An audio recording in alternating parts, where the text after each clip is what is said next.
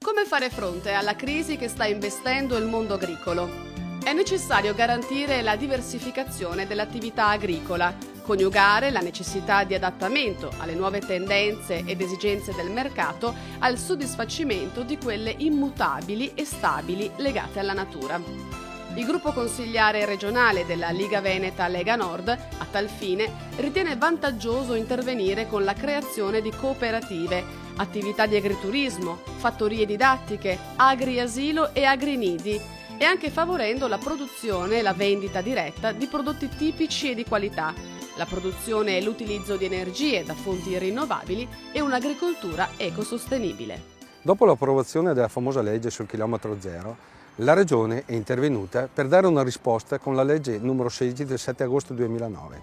Interventi straordinari nel settore agricolo per contrastare la crisi economica e finanziaria e per la semplificazione degli adempimenti amministrativi, con la quale è stato approvato un intervento regolativo volto ad affrontare le emergenze prodotte nel settore agricolo dalla crisi economica e finanziaria e a produrre effetti di semplificazione sui procedimenti amministrativi. Inoltre, usciranno a breve i nuovi bandi sul piano di sviluppo rurale che daranno una risposta ulteriore a un mondo agricolo in netta difficoltà.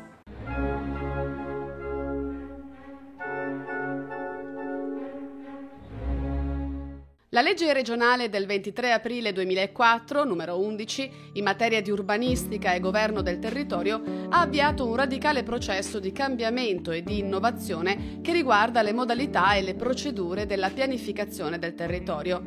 La nuova legge urbanistica regionale, infatti, cambia approccio alle problematiche della pianificazione urbanistica. Essa si inquadra in un mutato contesto culturale e programmatorio, dove i principi di sostenibilità dello sviluppo sono i fattori fondanti di un modello di crescita e trasformazione. Un modello che non erode ma recupera il patrimonio di risorse ambientali e territoriali non riproducibili. Ripensare lo sviluppo urbanistico del Veneto. È questo l'obiettivo della Lega, che vuole puntare sulla qualità della vita per i veneti.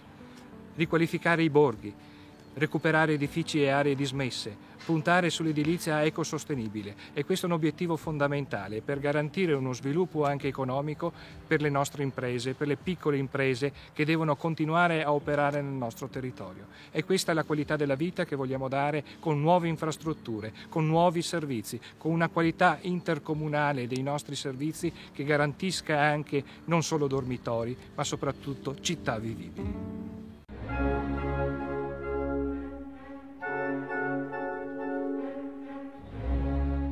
In Italia, dove la tassazione è la più alta d'Europa e il costo del lavoro risente in modo pesante degli oneri INPS, creare zone franche in concorrenza con il nostro distretto del Marmo, già in crisi, significa portare alla chiusura delle nostre aziende che impegnano gran parte della forza lavoro di molti comuni veronesi. Verona, insieme a Massa Carrara in Toscana ed Erice in Sicilia, rappresenta uno dei più rilevanti e imponenti distretti del Marmo in Italia. Tuttavia, il distretto del Marmo del capoluogo scaligero, già in crisi, sembra destinato a ridimensionarsi per concorrenza sleale.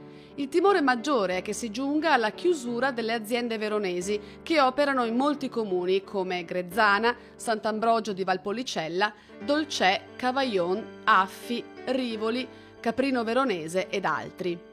Per evitare che ciò avvenga, la Lega Nord intende impegnarsi per estendere anche alla città Verona le agevolazioni di cui godono le cosiddette zone franche. Massa Carrara ed Erice, che ricadono nelle zone franche, traggono vantaggio da esenzioni fiscali totali della durata di 5 anni e da esenzioni parziali della durata di 9 anni, che riguardano non solo le imposte sul reddito, ma anche i contributi dei dipendenti. La Lega Nord vuole impedire questo tipo di concorrenza sleale. Ci sono 5.000 addetti da salvare. Infatti, solo con la crisi dell'ultimo anno 600 persone hanno perso il posto di lavoro e il peggio deve ancora avvenire.